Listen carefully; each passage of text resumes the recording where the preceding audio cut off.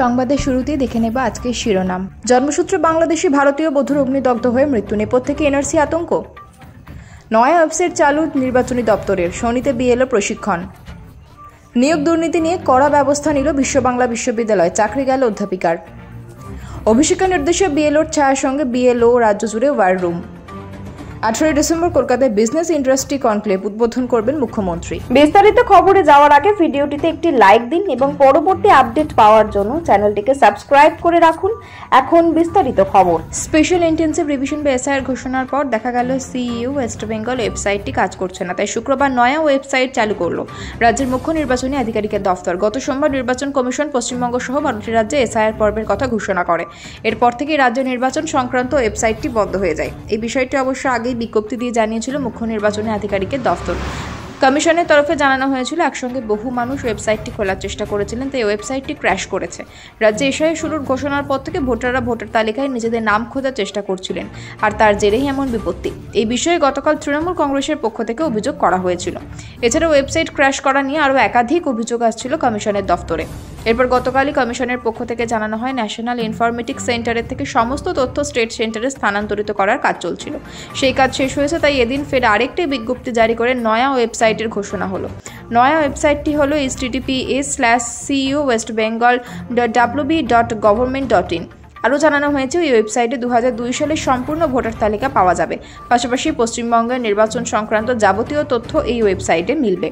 প্রশিক্ষণের জন্য বিধানসভা ভাগ করে দেওয়া হয়েছে। সেই বিভাজনের ভিত্তিতে সারা রাজ্যে এক একটি ভেন্যুতে চলবে প্রশিক্ষণ।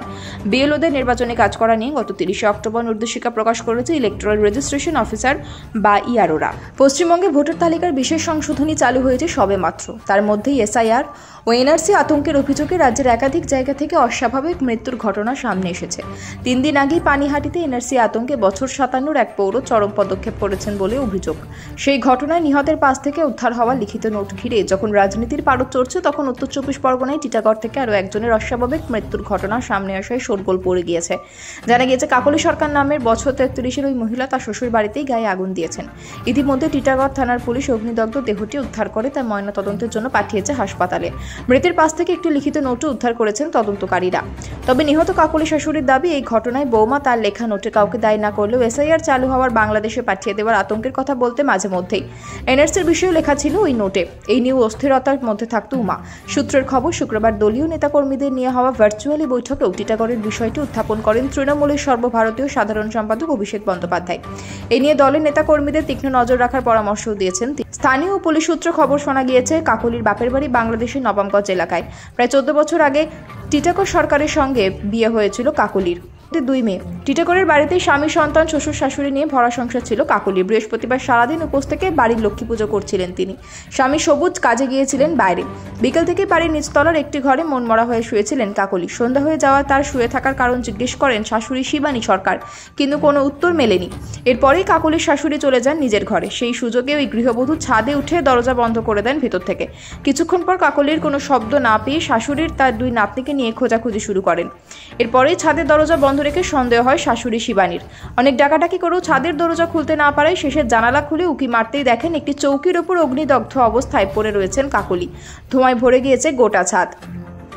এসআইআর চালুর ঘোষণা হতেই দুশ্চিন্তা বাড়তে থাকে কাকলির মধ্যে। দেশ ছাড়া হওয়ার আতঙ্কও বাসা বেঁধেছিল তার মনে। সে কথা অবশ্য শ্বশুরবাড়ির লোকজনের কাছে গোপন করেননি তিনি। আত্মঘাতী হওয়ার আগেও এসআইআর নিয়ে আতঙ্কের কথা বলে গিয়েছিলেন বলে দাবি করেছেন তার শাশুড়ি শিবানী সরকার। অধ্যাপিকা জলি ভট্টাচার্যকে বহিষ্কার করল বিশ্ব বাংলা বিশ্ববিদ্যালয়। শুক্রবার সাংবাদিক বৈঠক করে এই কথা জানালেন বিশ্ববিদ্যালয়ের উপাচার্য দিলীপ কুমার মাইতি। জলি ভট্টাচার্যের বিরুদ্ধে নিয়োগের সময় ভুয়ো নথি পেশ করার অভিযোগ উঠেছিল। এদিন সাংবাদিক বৈঠকে বিশ্ব বাংলা বিশ্ববিদ্যালয়ের উপাচার্য দিলীপ কুমার মাইতি বলেন, জলি ভট্টাচার্য নামে আমাদের যে গেস্ট ফ্যাকাল্টি ছিলেন, তিনি যে অভিজ্ঞতার শংসাপত্র জমা দিয়েছিলেন, সেখানে তিনি আগে যে কলেজে পড়াতেন সেই কবি জয়দেব মহাবিদ্যালয়ের প্রিন্সিপালের সই ছিল না। সেখানে আমাদের তখনকার পরীক্ষা নিয়ামক প্রসূন বন্দ্যোপাধ্যায়ের সই ছিল। আজ আমাদের কমিটি বসেছিল, তারা সিদ্ধান্ত নিয়েছেন যে উনি দোষী, তাই আমরা ইউনিভার্সিটি থেকে ওনাকে বহিষ্কার করছি। উল্লেখ্য 2022 সালের 27 জুলাই কবি জয়দেব মহাবিদ্যালয়ের ইংরেজি বিভাগে সাম্মানিক অধ্যাপিকা হিসেবে যোগ দিয়েছিলেন জলি ভট্টাচার্য। পরবর্তীতে 1 আগস্ট তাকে ভিজিটিং ফ্যাকাল্টি হিসেবে নেওয়া হয়। ওই কলেজ থেকে পাওয়া একটি অতিথি অধ্যাপিকার অভিজ্ঞতা শংসাপত্র জমা দিয়ে তিনি বিশ্ব বাংলা বিশ্ববিদ্যালয়ের ইংরেজি বিভাগে অস্থায়ী অধ্যাপিকা হিসেবে যোগ দিয়েছিলেন। তবে কাজে যোগ দেওয়ার সময় তারা দাখিল করা অভিজ্ঞতা শংসাপত্রটি নিয়ে সন্দেহ জেগেছিল বিশ্ব বাংলা বিশ্ববিদ্যালয় কর্তৃপক্ষের।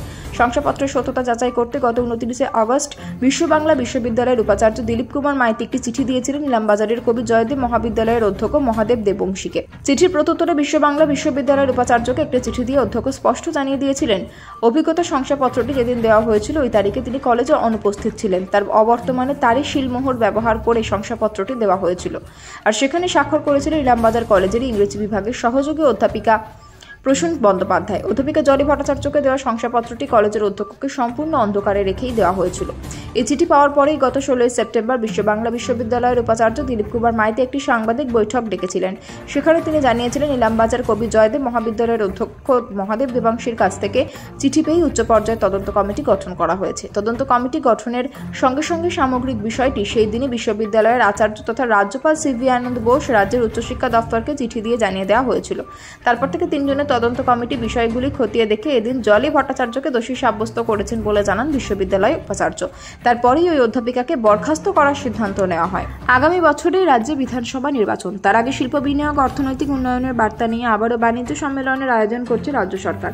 রাজ্যে শিল্পায়নের গতি আরও বাড়াতে আগামী 18 ডিসেম্বর ধনধান্য প্রেক্ষাগৃহে বসছে বিজনেস ইন্ডাস্ট্রিজ কনক্লেভ।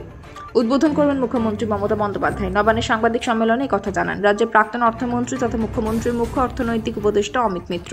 শুক্রবার নবান্নে রাজ্যের মুখ্য সচিব মনোজ পন্থের সভাপতিত্বে একটি সিনার্জি মিটিং অনুষ্ঠিত হয়। বৈঠক শেষে মুখ্যমন্ত্রীর মুখ্য অর্থনৈতিক উপদেষ্টা অমিত মিত্র জানান ওই কনক্লেভ বাংলার শিল্পোন্নয়নের পথে এক নতুন উদ্যোগ।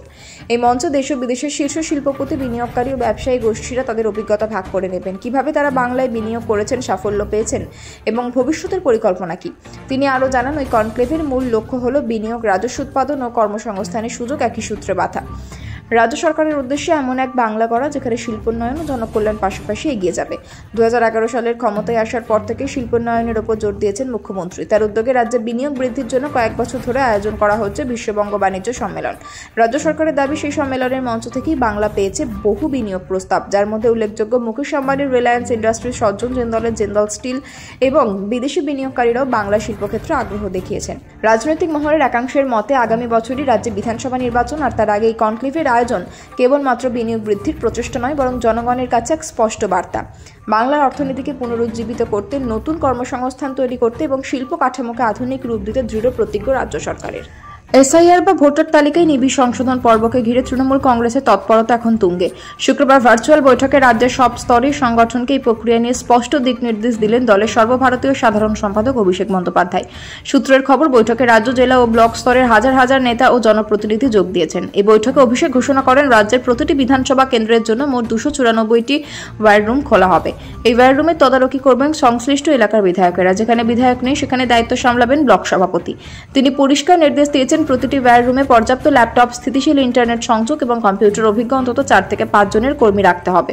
ভোটার তালিকায় নিবিড় সংশোধন প্রক্রিয়ায় 4 নভেম্বর থেকে বুথ লেভেল আধিকারিক বা বিএলওরা বাড়ি বাড়ি যাবেন ভোটারদের তথ্য যাচাই করতে, আর তাদের সঙ্গে প্রতিটি ফর্ম পূরণের কাজে তদারকি করবেন দলের বুথ স্তরের এজেন্ট বা BLA2। তৃণমূল সাংসদ অভিষেকের নির্দেশ, 3রা নভেম্বরের মধ্যে সমস্ত BLA2 চূড়ান্ত তালিকা তৈরি করে প্রায় 80,000 ফর্ম নির্বাচন কমিশনের কাছে জমা দিতে হবে। অভিষেকের কথায় 99% নয় 100% এনুমারেশন ফর্ম পূরণ করার দায়িত্ব নিতে হবে BL। একজন উপকৃত ভোটারের নাম যেন বাদ না যায় সেটা নিশ্চিত করতে হবে। তিনি আরও জানান প্রতিটি ওয়ার্ডে সকাল 9টা থেকে বিকেল 5টা পর্যন্ত ক্যাম্প খুলে রাখতে হবে। ওই ক্যাম্প থেকে বিএলওদের যাবতীয় কাজ পর্যবেক্ষণ করা হবে। বিএলওদের 1 মিনিটের জন্য চোখের আড়াল হতে দেওয়া যাবে না, বলেন তৃণমূলের সর্বভারতীয় সাধারণ সম্পাদক অভিষেক।